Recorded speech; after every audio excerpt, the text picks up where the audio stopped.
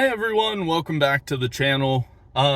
Today I've got a bit of just some overlay on training footage, and I want to talk about a topic that I'm actually very passionate about. And there's been a couple of great examples in my real life that I've seen, and I think it's just relevant for me to bring up here and for us to have a discussion. And this also leads into part of the reason as to why I love powerlifting so much. It solves for, this human condition that we're going to talk about. And it's usually not so simply solved with other sports, which, leads into why I actually don't watch any sports personally, right? I've just been disenfranchised for the most part from organized sports, especially professionally, right? So that'll about do it for the introduction. As far as what the topic actually is, it's this idea of coaching from the sidelines, right? That coach in the bleachers. You see it all the time and see it constantly with professional sports. Any level of sport that you talk about, you're going to see people who are constantly bragging on the coach, saying, this needs to be done, this is so dumb, I would do it this way and we would win all these games, and there would be such a miraculous outcome from such a simple change, right? And that's within human nature, I think, for us to have this bias that we have the answers, right? And that we can solve a problem just like this, where many of these problems, especially in team sports, are so complex that that fan in the bleachers who is saying they have all the answers may be only looking at one dimension of a multi-dimensional problem. So the beauty of it is, usually once you see these people, well, one of two things happens. Either these people never actually get to apply this to the sport, and they go on thinking they're a genius forever, right? Armchair quarterback, classic example. Or two, and I think this is the more beautiful thing, is maybe they actually get to be in a position someday where they're calling the shots, and they make this one-dimensional move and things crumble because they start to realize, oh, wait a second, there are many more moving parts than what I was aware of originally. And, that leads me into why I really love powerlifting. And you don't get as much of the Bleacher Report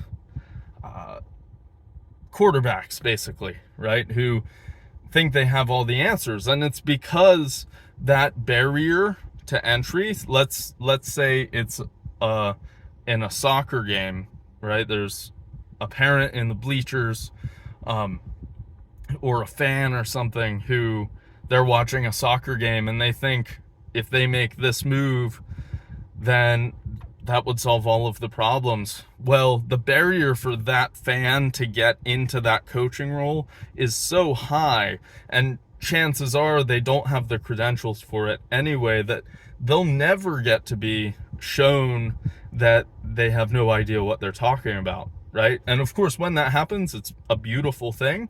But powerlifting's even better because people can go into the gym, and it's a mainstream thing. Think about how many millions of people go into the gym and lift weights, right? So if you are seeing someone, regardless of form or tactics or anything, lifting X amount of weight, right? I'll make something up, 400 pounds, right? You, on that day, as the spectator or the fan, can go in and attempt to lift that weight. And it's a one-to-one comparison because you are seeing what the athlete is putting up on the day, and you can go in and try and do that yourself. And usually, especially at the top levels, right? Think of the top level of powerlifting. The spectators and fans are seeing the amounts of weights lifted, And it is so easy to go and realize, oh, wait a second, I'm not there. Now, I do want to clarify, I am not saying that if you are watching powerlifting and you have an opinion on something that's going on and you are weaker than whoever you're watching, that is not to say you are wrong, right? That's some sort of bias of authority, I guess you would call it, if I were saying that, which I'm not.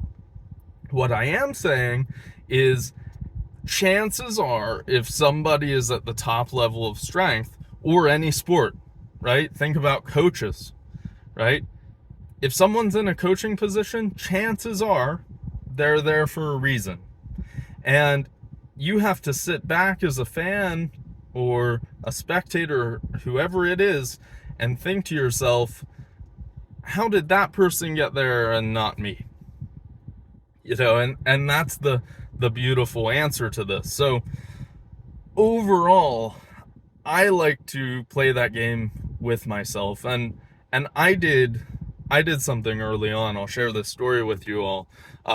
Whenever I was 11 years old, right, I had just started playing football. I had to choose a football team that I was rooting for, and I happened to choose the Patriots. I liked watching the Red Sox because you know, they were my favorite baseball team at the time, so Patriots were the obvious transition, and I got very lucky. I'll be forward with that. It was in 2006, and the Patriots made it all the way to the AFC Championship game, right? Brand new football fan, little 11-year-old me, and of course, I thought I knew what I was doing. It's that classic Dunning-Kruger effect, you know, where the less you know, the more you think you know kind of situation. And that's the basis of this entire scenario here. But I became so attached to the Patriots winning, and I enjoyed that feeling of seeing them win on Sundays whenever they lost in the AFC Championship game. And I still remember that feeling. Okay. And kind of funny enough, it was the year before they went undefeated as well. So I was kind of really invested those 2 years, and they went undefeated in 2007, and that really just reinforced this feeling that I had. They lost to the Giants in that Super Bowl, and I was crushed, little 11, 12-year-old me, right? I had this emotional attachment to a team that ultimately I had no control over. And it was at that point, as a 12-year-old, I made the decision that I would never become emotionally attached to something that I cannot control again. And that was kind of the end of my really serious sport watching. I've followed football loosely. You know, I like to watch games, but I do not follow it at all, or any other sport for that matter, other than powerlifting. And the whole reason is I have no say. I profess my ignorance to all of those sports. And if I were to have any input, it would come from a place of ignorance. And if I were ever in the position to make decisions, I would look dumb, as I should. My ignorance would show. And that's kind of how it goes. So I'll kind of wrap it up there. Overall, my takeaway from this video is, you know, armchair quarterbacks, the people who coach from the stands,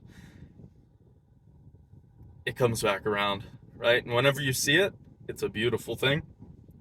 Take a look at yourself today. Do you do any of that stuff? And let me know down below, do you think any of it is justified? Or do you see things the same way I do, which is this poetic irony whenever you see people get their chance and they think that they have all the right answers and they go and they blow it, you know? So for all of you, get out there, get better, happy training. Thank you all for watching. Like and subscribe. And until next time, happy lifting.